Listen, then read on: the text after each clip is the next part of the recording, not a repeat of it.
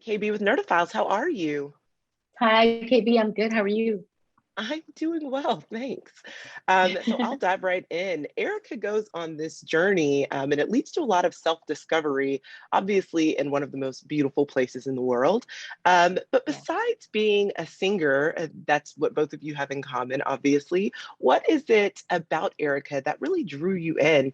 And how did kind of stepping into her shoes kind of empower you or change you in your own life? Mm.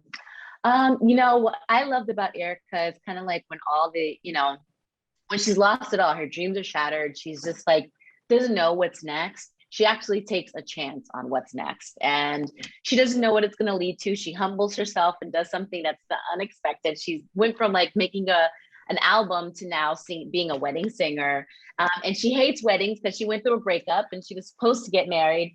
So it's really about overcoming these walls that we kind of like put in front of ourselves, and sometimes these doubts that we have, like, okay, well, I followed my dreams, but I also lost love.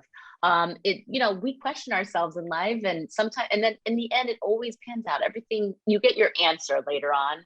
And I've always been the type that's like, okay, well, I'm just gonna keep going with the flow. Something doesn't, if it doesn't feel right, if it's not left, I'm gonna go right, and somehow it all pans out and it goes right. So that's what I liked about her. She took a chance. I don't think she wanted to, but the fact that is she did, and it all worked out in the end. Yes, and not only did she not want to take that chance, but she's forced into a lot of situations she never foresaw Yes, for she herself, is. I think. And God bless Erica, because I feel like she's a saint like most women, but she really kind of has to run into Jason unexpectedly after that terrible, horrible breakup and without the closure that she had. But then she also meets Caleb, who she never met his brother. So talk a little Yes. bit just about how she helps Jason kind of in his own life, and how that kind of forces her to take a leap of faith and love with Caleb in her own. So, how does that Oh my interaction with gosh, Jason the and that irony closure of help it her take all. this leap? I know, right?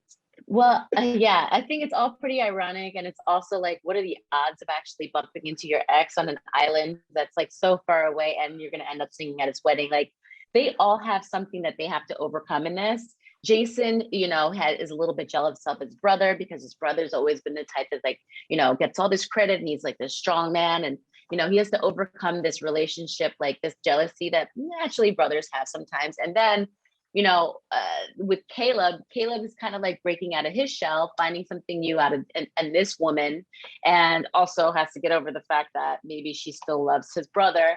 I mean, the triangle there is a little confusing, but it's helpful in the way to Jason because now that he's confronted with his ex-fiance, he has to question. Well, he's questioning, like, is this the right move? Is this something that I want to do going forward with Beverly? And that's a really natural thing to happen.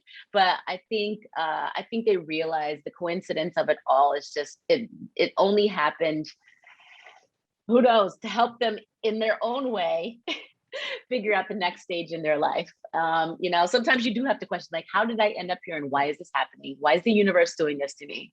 So, yeah, I think if that made any sense. No, it does. It does. I mean, I It think for doesn't. sure. It doesn't, but it doesn't. But it's definitely an uncomfortable situation that forces them to Yes. grow. So just thank Hmm. you so, so much. Looking forward to everyone seeing it. And thanks for chatting with Nerdophiles. Me too, KB. Thank you so much. Can't wait for you to Thanks. Have see a good it. day.